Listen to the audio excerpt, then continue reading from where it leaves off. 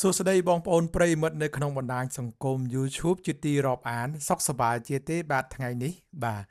នៅក្នុងវីដេអូនេះខ្ញុំសូមលើកយកនៅកម្រងស្នេហារបស់កំឡោះក្រមុំមួយគូដែលអញ្ជើញមកពីខាងខេត្តកំពង់ចាមស្រុកបាត់ធាយនៅខាងស្រុកបាត់ធាយខេត្តកំពង់ចាមលោកអ្នកណានឹងបាទហើយខ្ញុំបានមានទំនាក់ទំនងជាសារសម្លេងខ្លះហើយនឹងជាសារសរសេរខ្លះរឿងនៅរឿងរ៉ាវរបស់គាត់ហើយខ្ញុំសូមដាក់ចំណងជើងថាស្នេហាពិតមិនសាបសូន្យបាទរឿងនេះវាអញ្ចេះលោកអ្នកបាទកំឡោះក្រមុំនឹងមួយគូនឹងមានស្រុកនៅស្រុកបាធាយនឹងជាមួយគ្នាប៉ុន្តែឃុំខុសគ្នាណាខ្ញុំសូមមិនបញ្ចេញថាឃុំណាទេបាទសូមរក្សាសិទ្ធិដើម្បីកុំឲ្យមានរឿងដែលនិយាយទៅវាប៉ះពាល់ដល់គាត់ចឹងណាបាទក៏ប៉ុន្តែគាត់អនុញ្ញាតឲ្យខ្ញុំនិយាយហើយហ្នឹងហើយបាទអូខេខ្ញុំសូមតាំងនាមបរោះហ្នឹងខាងបរោះហ្នឹងដោយឈ្មោះសុភ័ក្រហើយខាងស្ត្រីហ្នឹងជានារីហ្នឹងសូមតាំងនាមថាស្រីនាងបាទជាដំបូងដើមឡើយនឹងអ្នកទាំងពីរបានរៀននៅក្នុងអនុវិទ្យាល័យជាមួយនឹងគ្នាបាទឃុំខុសគ្នាមែនក៏ប៉ុន្តែគេទៅរៀននៅអនុវិទ្យាល័យជាមួយនឹងគ្នាបាទបន្ទាប់ពីរៀនអនុវិទ្យាល័យហើយក៏គេឡើងទៅថ្នាក់វិទ្យាល័យហ្នឹងថ្នាក់ទី10ឡើងហ្នឹងគេចូលថ្នាក់វិទ្យាល័យហើយបាទហ្នឹងហើយគេនៅរៀនថ្នាក់វិទ្យាល័យហ្នឹងជាមួយនឹងគ្នាទៀតក៏ប៉ុន្តែថាបន្ទប់ខុសគ្នាទេអញ្ចឹងណាហើយក៏មានមិត្តភ័ក្តិអីទាំងសងខាងហ្នឹងគេលើកបន្ទុកដាក់អីចូលឡើងអញ្ចឹងណាបាទអញ្ចឹងទៅក៏រឿងហ្នឹងវាបានកើតឡើងគឺជារឿងស្នេហាមួយបាទស្នេហានេះមិនមែនស្នេហាអីផ្សេងនេះគឺស្នេហានៅក្នុងវ័យសិក្សាបាទបន្ទាប់មកស្នេហារបស់ប្អូនហ្នឹងរហូតដល់2ឆ្នាំក្រោយមកទៀតហ្នឹងប្អូនបានប្រឡងបាក់ឌុបហ្នឹងហើយចូលថ្នាក់ទី12ហ្នឹងប្រឡងបាក់ឌុបដល់ទៅពេលប្រឡងបាក់ឌុបអញ្ចឹងចៃដនអីខាងសុភ័ក្រឯនេះគាត់ហាក់បីដូចជារយាលបន្តិចដើម្បីខិតខំប្រឹងប្រែងការសិក្សាឲ្យបានប្រឡងជាប់ថ្នាក់បាក់ឌុបណាហ្នឹងហើយបាទអញ្ចឹងទៅចំណែកឯខាងស្រីនាងហ្នឹងក៏ប្រឹងប្រែងដែរបាទហ្នឹងហើយដល់តែពេលប្រឹងប្រែងទៅអញ្ចឹងវាកាន់តែរយាលគ្នាបន្តិចហ្នឹងហើយដល់ពេលរយាលគ្នាបន្តិចអញ្ចឹងថាបែកចិត្តណាថាបែកចិត្តដល់ទៅពេលថាបែកចិត្តមួយចោតប្រកាន់ដាក់មួយចោតប្រកាន់ដាក់មួយអញ្ចឹងណាលោកអ្នកហ្នឹងហើយហើយពេលហ្នឹងថាអ្នកទាំងពីរហ្នឹងមិនបានប្រឡងជាប់បាក់ឌុបទេណាមិនបានប្រឡងជាប់បាក់ឌុបទាំងពីរនាក់ណាក្នុងឆ្នាំ2020គាត់ហ្នឹងប្រឡងបាក់ឌុបហ្នឹងវារៀងនៅមានន័យថាកម្រិតក្នុងការប្រឡងហ្នឹងនៅតឹងរឹងយ៉ាងដែរណាក្រសួងលោកបានចាត់វិធានការយ៉ាងច្រើនសម្រាប់បេក្ខជនបេក្ខនារីដែលបានចូលរួមប្រឡងហ្នឹងណាបាទហ្នឹងហើយដល់ទៅពេលអញ្ចឹងទៅអឺសុភ័ក្រគាត់អត់មានការងារធ្វើក៏ចេញមកធ្វើការងារនៅរោងចក្រភ្នំពេញដល់ចេញមកធ្វើការងាររោងចក្រភ្នំពេញបានបន្តិចសម័យកូវីដនៅកម្ពុជាហ្នឹងក៏ចាប់ផ្ដើមផ្ទុះឡើងណាចាប់ផ្ដើមផ្ទុះឡើងគាត់ថាគាត់លំបាកមែនតែនពេលហ្នឹងគឺខាងរោងចក្រហ្នឹងក៏គេធ្វើអត់មានសូវមានការងារធ្វើគេអញ្ចឹងគេកាត់ប្រាក់បៀវត្សធ្វើខ្លះអត់ខ្លះធ្វើខ្លះអត់ខ្លះអញ្ចឹងទៅគាត់ក៏អឺអឺអត់សូវមានការងារធ្វើអញ្ចឹងវាអត់មានប្រាក់ចំណូលគ្រប់គ្រាន់សម្រាប់ជីវភាពរបស់គាត់ដើម្បីគាត់រស់នៅភ្នំពេញផងហើយគាត់ត្រូវផ្ញើប្រាក់មួយចំនួនទៅឲ្យអ្នកផ្ទះរបស់គាត់នៅឯស្រុកណាបាទហ្នឹងហើយ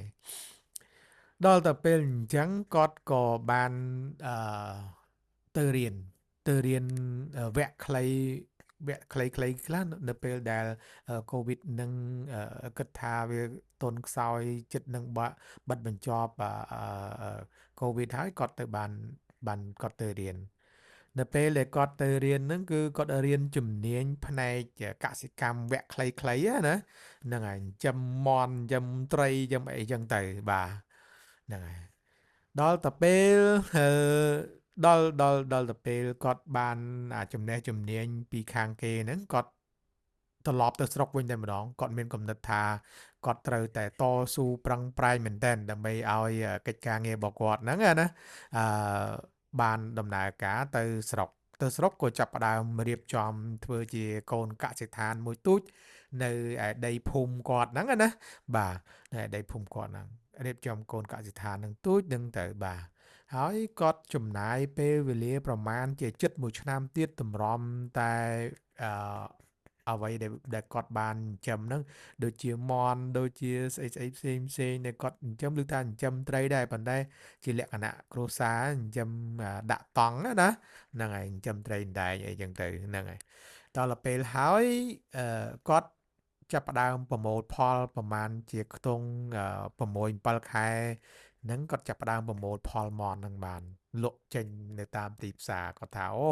បានលុយច្រើនគ្រាន់បើដែរណាហ្នឹងហើយដល់ពេលអញ្ចឹងហើយគាត់ចាប់ផ្ដើមពង្រីកអឺរែង